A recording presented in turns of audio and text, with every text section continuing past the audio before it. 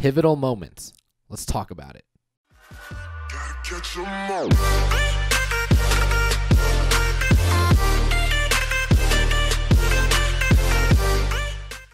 What's good? It's your boy Rico. Welcome back to another episode of Pokemon Duel. 2 matches I want to show you. They are in the description below.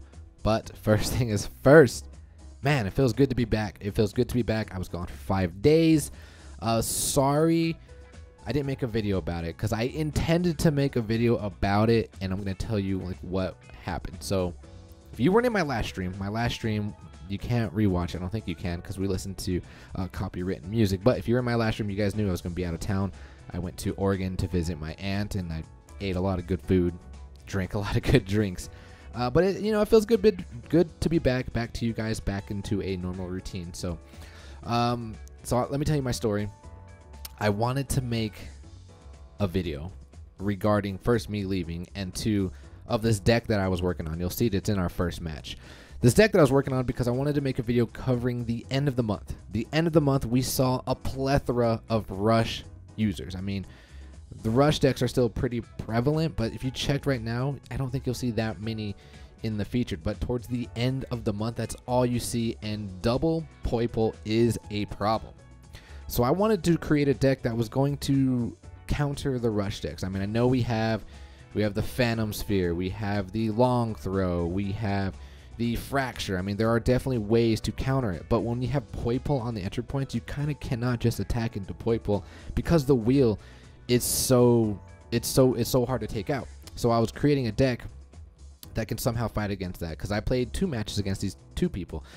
Full Melt, one of them was against you. Your deck was so annoying, man. This Full Melt had like double Latios, double Eon Plates, both their Megas, a Recycle, and the thing that made it so annoying was the Rotom and the Wash Rotom. So I saw 2 people using Rotom and Wash Rotom, enabling them to get their figures off of the bench even though their entry points were captured. So I wanted to make a deck featuring that, like I said, to kind of counter against the Rush, and you guys are going to see what happened. Now let's talk about the big elephant in the room. What day is it? Today is the 5th of November. We don't have a new banner. We do not have a gem cell. What in the world is going on? I don't know, man. I don't know what's going on, but what I do know is I'm pretty outraged, just as outraged as you guys. But why waste so much time and energy into things we cannot control? As a content creator, somebody who avidly promotes this game, you kind of just have to hope for the best. I mean, I'm still holding on to faith. Like, I know these pumpkin boosters, I know they end on the 7th, so I'm praying, hoping, wishing, whatever it is, that on the 7th, when that ends, we will get some sort of rebalancing. So I'm hoping either tonight, what's the day? Today's the 5th, maybe tomorrow night, we'll get some sort of maintenance announcement, some rebalancing of figures, prediction of the banner. So I'm holding on until the 7th, guys. Like I said, that's all we can do is just hope that the game that we love, that the devs have not given up. So before we jump into the matches, that was just my little rant. Let's open up these boosters, and I kind of want to know, how is the gym going for you guys? I have like 14 wins, man. I haven't played that much, and this is the last day, so I gotta grind, and I don't even know if I'm gonna grind for the 30 wins. I might just grind for the 20 wins so I can get the EX cube. The Ho-Oh, the shiny Ho-Oh, I don't really care for. I already have 2 of them. I do like how they're giving people an opportunity to get the shiny O for those of you who don't have it, because the meta is so dominated right now by Ghost decks. So I like that, but I mean, for somebody who's been here since launch and has a lot of figures, hoping for something different, hoping for something new. So, okay, we didn't get any pulls there, so that's kind of unfortunate. But yeah, what's going on in the gym? I heard there was like a bug going on that was disconnecting people. So is that an issue?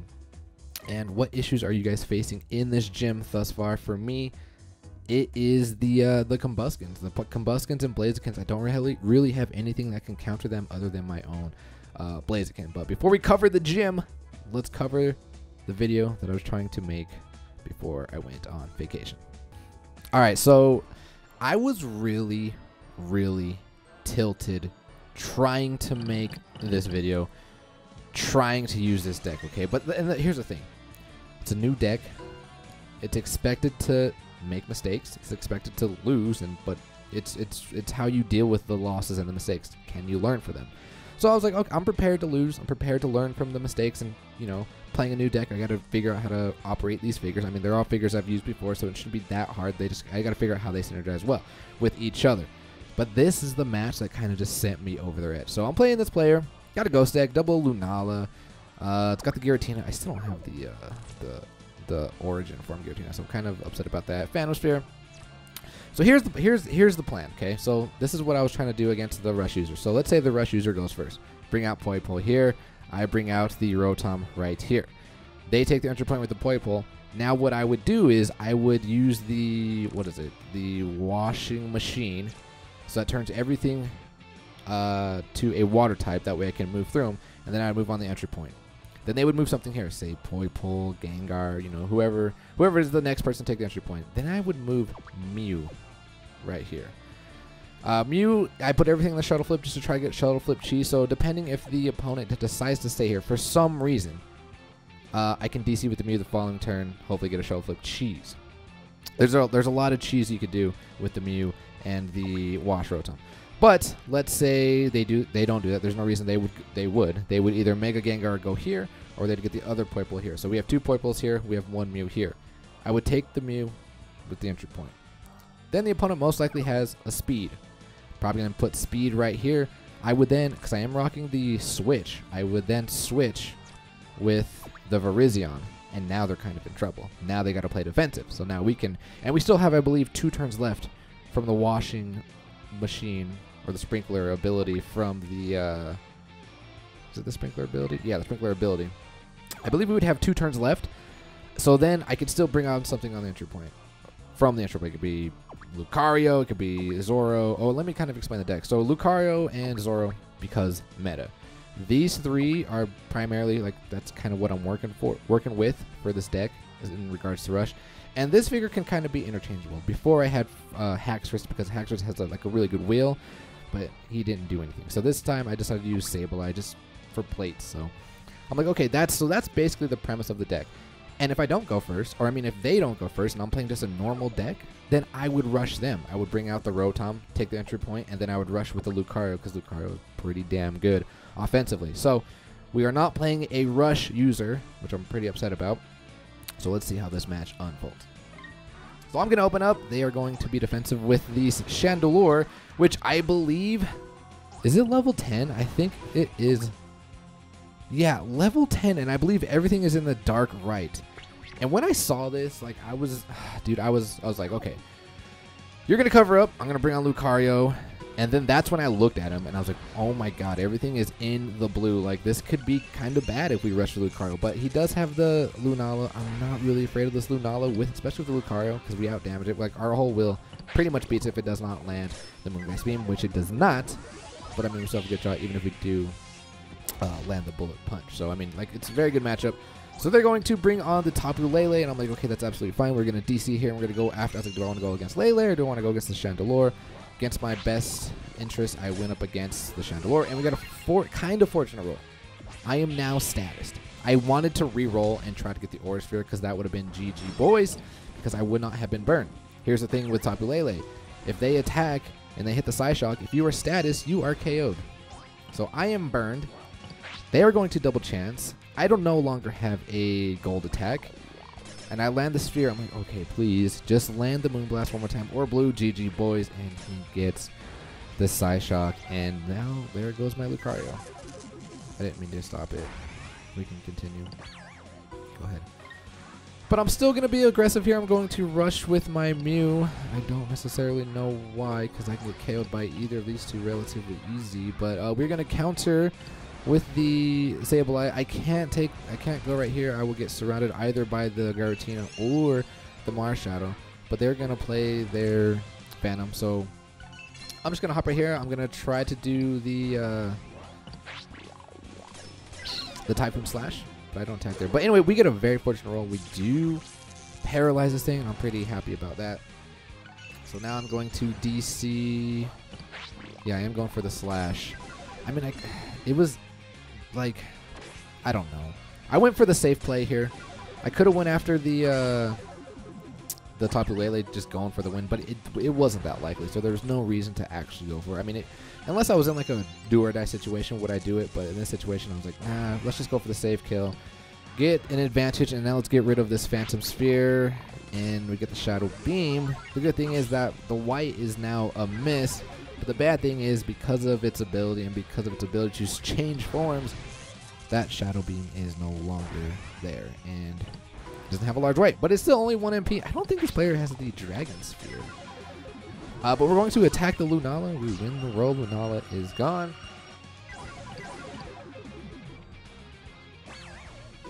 And they're gonna move close. And now what we have to do? I don't have a DC here, so I'm gonna Washing Machine because I don't want this thing coming on the board. When I should have just attacked. I don't know. See, what am I doing?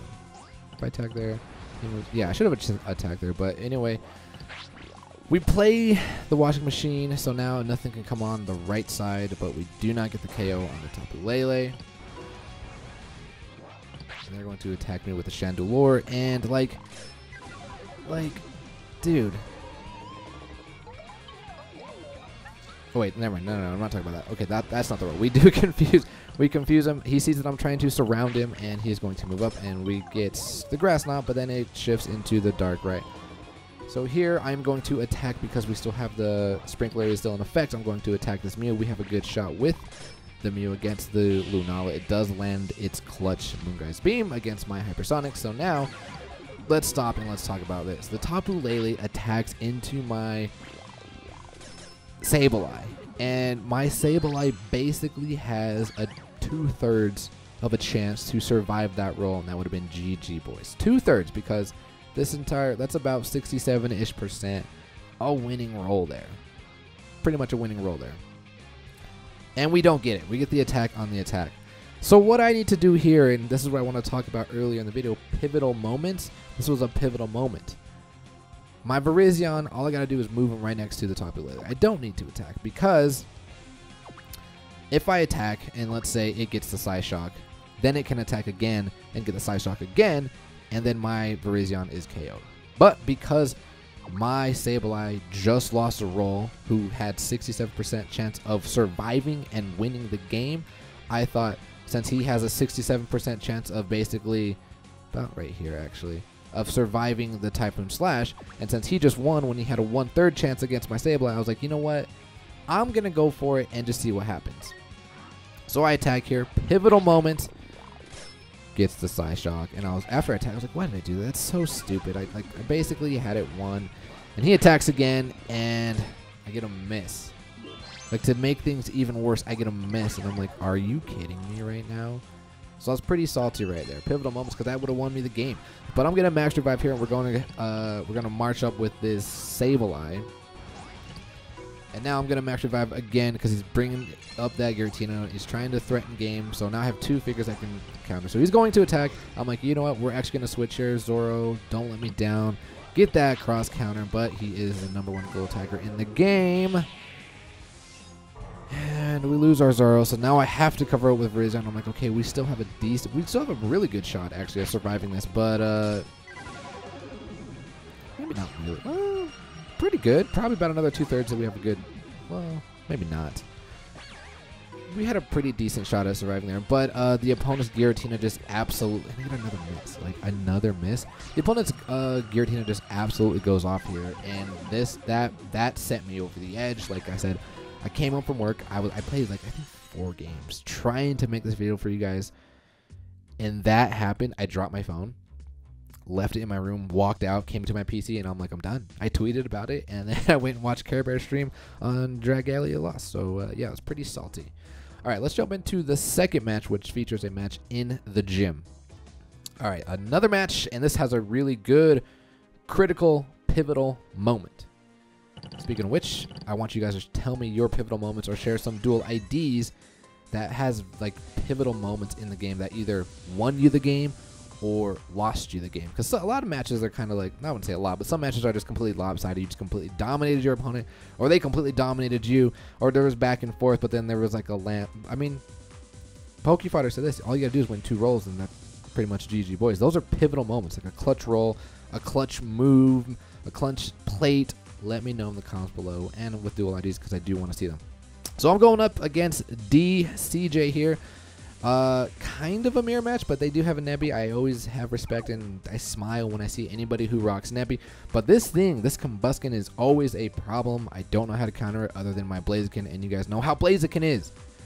Blaziken has pissed me off so bad this gym, and I remember how much I disliked Blaziken. I remember, like, I was in a very commanding position, and I DC'd with my Blaziken trying to get the Cyclone kick. Double miss. Dude, I lost it. I was so heated. I was like, yep, now I remember how useless you are. We'll play till they were on the X Speed, Gold Block, Phantom Sphere, Mind Sphere, and the Mega. Dude, I still need Mega Gallade. Mega Gallade is pretty damn cool. So they're gonna open up first. We're gonna counter with our Kirlia. They're gonna be a little defensive because I was like, this is good because whatever they bring here is basically going to get burned, and anything, I mean, unless it was Gallade, anything that gets burned is pretty, I think, well, I guess these two actually primarily. But he's defensive here, so it enables me to take the entry point freely with the Blaziken. So that's what I do the following turn. And now that they bring up the Nebby, I'm going to bring up my Lucario. I make kind of a mistake here. I forgot about Nebby. Well, I didn't. I moved Lucario here, and then Nebby moves here, and I was like, oh no, he's gonna hop over me and then teleport cheese. But I was like, oh wait a minute, he cannot do that because he can't move through the Kirlia. But if he attacks and gets the teleport, we don't have Gold Block, so that's why So at first I was like, oh yeah, I don't have to worry about it, so I'm gonna move Lucario here. But then he moves there. Thank God he didn't attack, but I was like, oh damn, if he does attack, we're gonna be in trouble. So I mean, I wasted a turn. I had to backtrack. I wasn't too happy about that. So they're gonna attack right here, and they do get the teleport. They're gonna take the entry point. That's fine. And then we're gonna move up my Fruzzion because we're gonna go for the cheese here.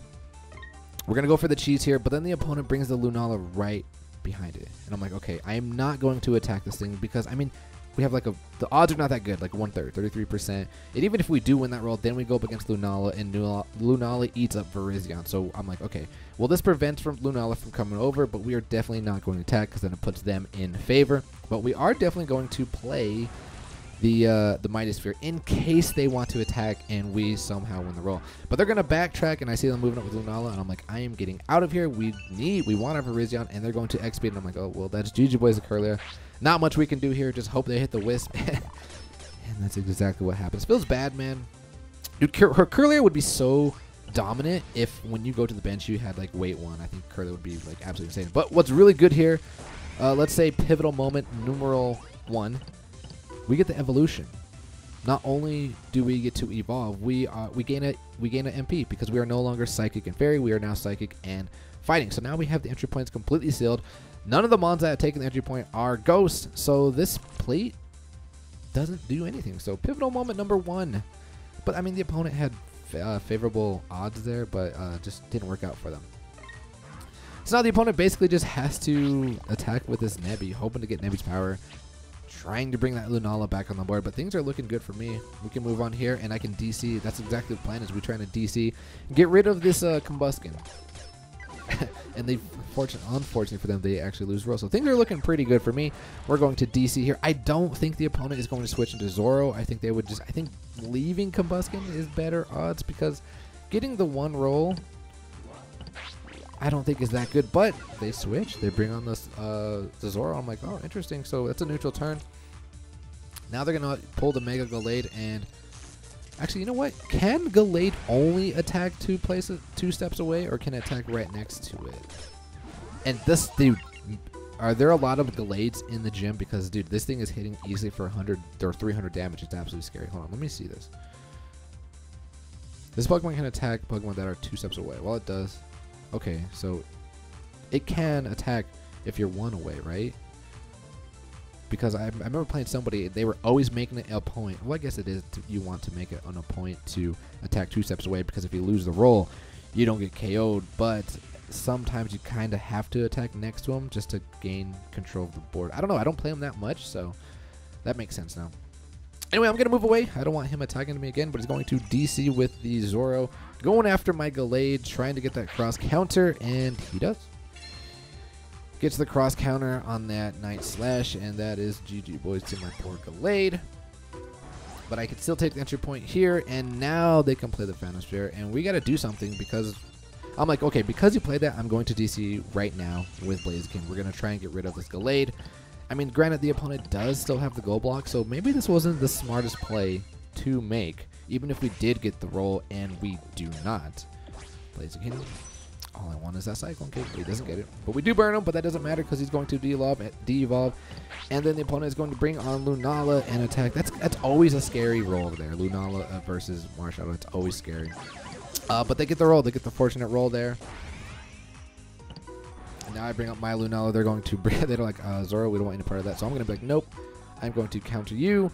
So now, like I said, this thing is scary. So I have to max here with my Blaziken. We can threaten this round, and the opponent is going to back off.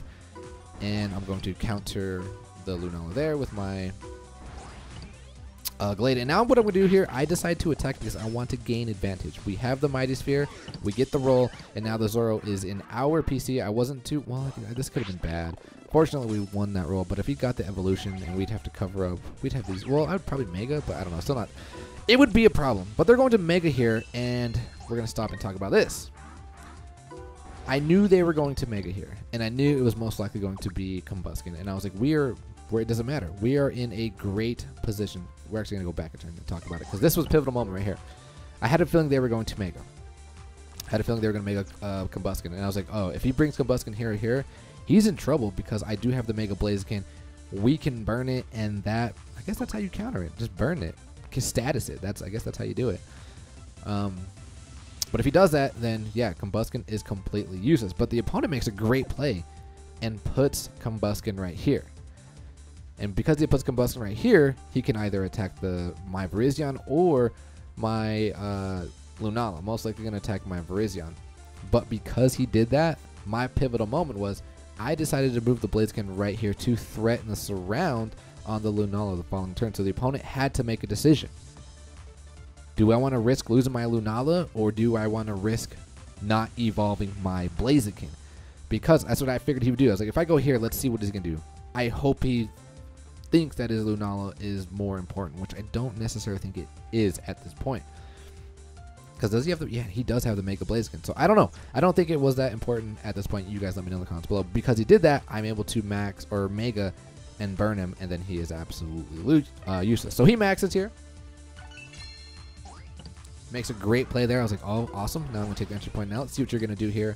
Moves Lunala. I'm like, perfect. Now what we're going to do is we're going to Mega Blaziken here. And this was actually kind of a misplay. I should have just moved right here because I did not intend on attacking. I mean, I could have attacked. I don't know why I didn't. So they're going to actually sack. They're actually going to sack. But the thing is, we do have their Marshadow. They get their Zoro back. We have their Marshadow now. But now I can take the entry point.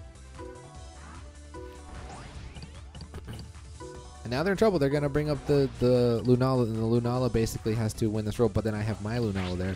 But we get a very fortunate roll. We get the Typhoon Slash. The odds are not that good, and we're actually going to sack here. Now we have their Lunala. So we basically just took 3 of their figures, and he basically has attack here. And there's not much he can do. I mean, unless I get the Grass Knot, but he doesn't. Or we win that roll, and now we can surround this Combusken the following turn, and that is GG boys. The opponent's going to attack here. And to make matters worse, we do get the Mega Sphere. And like I said, that is GG boys. So this video is all about pivotal moments. Tell me about your guys' pivotal moments.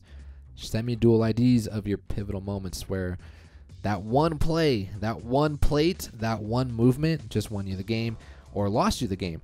And in that match, it was definitely the decision to take the entry point and threaten the surround and then burn the Combusken. But like I said, it feels good to be back. We're gonna cut the video there. I know this one is a little long, but I hope you guys enjoyed this. So until then, ladies and gentlemen, as always, peace.